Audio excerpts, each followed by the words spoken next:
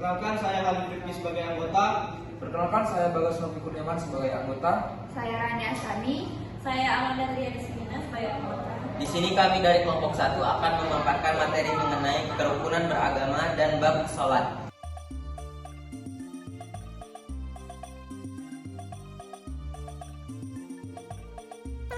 Baiklah, yang pertama di sini ada pengertian sholat. Secara bahasa, sholat atau dalam bahasa Arab sholat mempunyai arti mengagungkan, memohon, dan ibadah. Sedangkan secara istilah, sholat menurut syariah adalah ucapan-ucapan dan perbuatan-perbuatan tertentu yang dimulai dengan takbiratul ihram dan diakhiri dengan salam. Sholat juga ada sholat wajib dan sholat sunnah. Apa sih itu sholat wajib? Jadi, sholat yang wajib itu adalah yang dilakukan setiap muslim yang sudah balik dan memenuhi syarat sah sholat dan apabila meninggalkannya mendapatkan dosa, kecuali berhalangan dengan sebab tertentu. Adapun beberapa dari sholat wajib ini yaitu merupakan sholat 5 waktu. Yang pertama adalah sholat subuh, sholat zuhur, sholat asar, sholat maghrib, dan sholat isya. Kemudian yang kedua adalah sholat sunnah. Sholat sunnah disebut juga sholat an-nawafil, yaitu sholat yang dianjurkan untuk dilaksanakan namun tidak diwajibkan sehingga tidak berdosa bila ditinggalkan. Adapun beberapa contoh dari sholat sunnah yaitu sholat hajat, sholat wudhu, sholat taubat, sholat duha, dan sholat tahajud. Dalam melaksanakan sholat tentunya ada ketentuan ataupun syarat sah sholat. Yang pertama adalah beragama Islam, kemudian yang kedua itu suci dari hadas dan najis seluruh anggota badan, pakaian, dan tempat.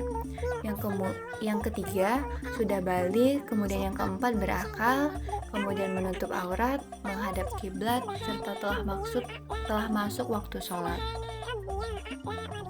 Nah, kemudian dalam melaksanakan sholat, tentunya ada rukun sholat yang harus kita lakukan. Yang pertama itu adalah niat, kemudian berdiri bagi yang mampu, kemudian takbiratul ihram, membaca surat Al-Fatihah pada tiap rakaat, ruku dan tumakninah, i'tidal setelah ruku dan tumakninah, kemudian sujud 2 kali dengan tumakninah, kemudian duduk antara 2 sujud dengan tumakninah, dan yang kemudian adalah duduk dan membaca tasyahud akhir, kemudian membaca sholawat Nabi pada tasyahud akhir, membaca salam yang pertama, dan kemudian yang terakhir adalah tertib. Adapun tujuan dari sholat itu sendiri, yaitu sholat itu menjadi dasar dan pedoman dari setiap aktivitas kehidupan manusia. Karena sholat adalah amalan yang pertama kali dihisab di akhirat kelak. Tujuan Allah menciptakan kita adalah untuk beribadah dengan amal kebaikan dan menyembah kepadanya. Menyembah di sini berarti beribadah kepada Allah Subhanahu wa taala dan salah satunya adalah sholat. Tujuan utama sholat adalah agar manusia selalu ingat Allah Subhanahu wa taala. Dengan mengingat Allah, maka akan selalu berbuat ma'ruf dan takut atas perbuatan yang mungkar, dan sholat juga akan memperoleh ketenangan jiwa. Rukun sholat ada 17 semuanya.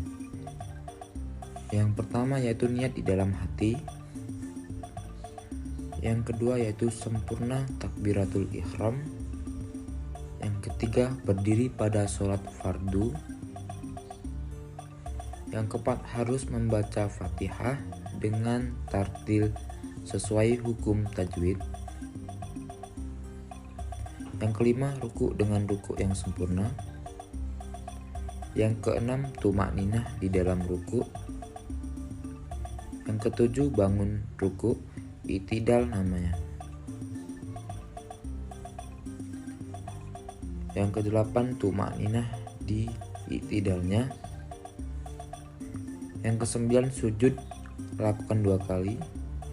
Yang ke-10 tumakninah di dalam sujudnya. Yang ke-11 duduk antara 2 sujud. Yang ke-12 tumakninah di duduknya. Yang ke-13 tahiyat akhir. Yang ke-14 duduk tahiyat akhirnya.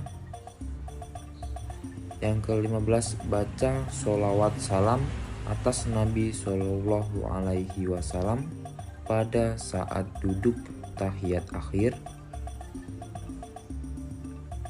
Yang ke-16, Assalamualaikum. Ke arah kanan itu wajib hukumnya, ke arah kiri itu sunnah hukumnya. 17. Tertib haruslah faham. Itulah macam-macam rukun sholat. Nah teman-teman, di sini aku mau menjelaskan tentang penjelasan teman aku yang tadi. Di sini aku mau menjelaskan tentang tujuan sholat.